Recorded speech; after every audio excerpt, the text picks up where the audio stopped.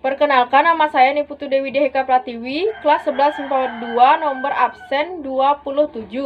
Di sini saya akan membahas dua kasus. Yang pertama, kasus pembunuhan Marsinah, dan yang kedua, peristiwa bom Bali 1.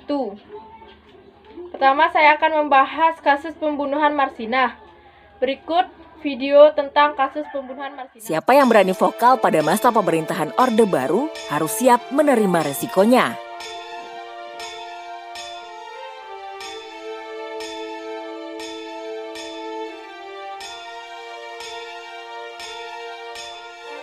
Sabtu, 8 Mei 1993, mayat seorang perempuan ditemukan di sebuah gubuk di tengah sawah di Desa Jagong, Kecamatan Wilangan, Kabupaten Nganjuk. Penemuan mayat perempuan muda yang ditaksir berumur 25 tahun dengan penuh bekas luka di sekujur tubuh ini menggemparkan warga sekitar dan menimbulkan dugaan jika penemuan ini bukanlah kasus kriminal biasa.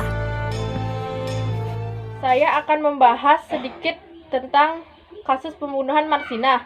Marsinah lahir di Ngelundo 10 April 1969, meninggal 8 Mei 1993 pada umur 24 tahun, adalah seorang aktivis dan buruh pabrik zaman pemerintahan Orde Baru, bekerja pada PT Catur Putra Surya atau CPS, Porong Sidoarjo, Jawa Timur, yang diculik dan kemudian ditemukan terbunuh pada 8 Mei 1993 setelah menghilang selama 3 hari.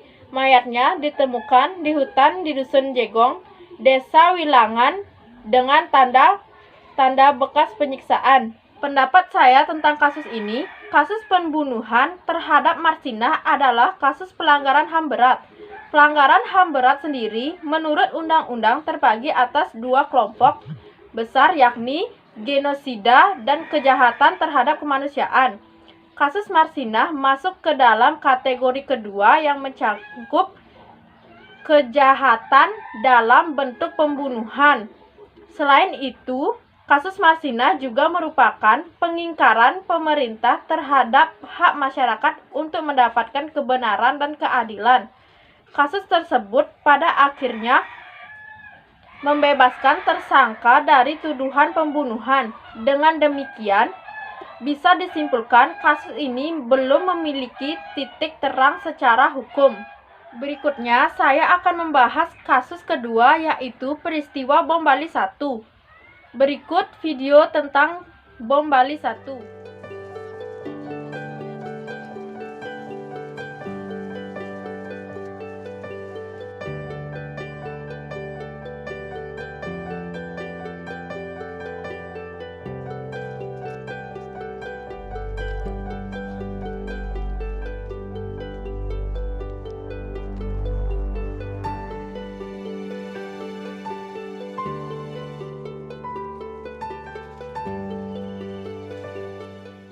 Di sini saya akan menjelaskan kembali tentang peristiwa bom Bali 1.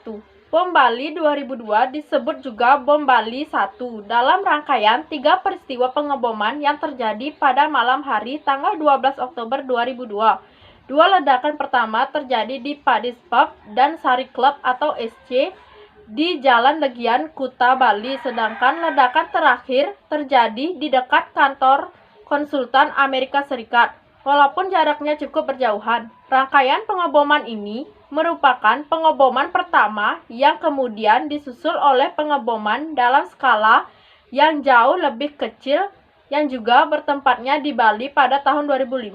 Tercatat 202 korban jiwa dan 209 orang luka-luka atau cedera. Kebanyakan korban merupakan wisata asing yang sedang berkunjung ke lokasi yang merupakan tempat wisata tersebut. Peristiwa ini dianggap sebagai peristiwa terorisme terparah dalam sejarah Indonesia. Argumen saya terhadap peristiwa ini yaitu peristiwa peledakan bom oleh kelompok teroris di Legian, Kuta, Bali 12 November 2002 yang memakan korban meninggal dunia 202 orang dan ratusan yang luka-luka. Peristiwa ini semakin menambah kepedihan kita, apalagi yang menjadi korban tidak hanya WNI, bahkan kebanyakan dari turis mancanegara yang datang sebagai tamu di negara kita yang mestinya harus dihormati dan dijamin keamanannya. Nah, pendapat saya tentang peristiwa ini sama sekali tidak patut dicontoh karena semenjak ada bom tersebut, wisatawan dari dalam negeri atau luar negeri pun menurun jumlahnya.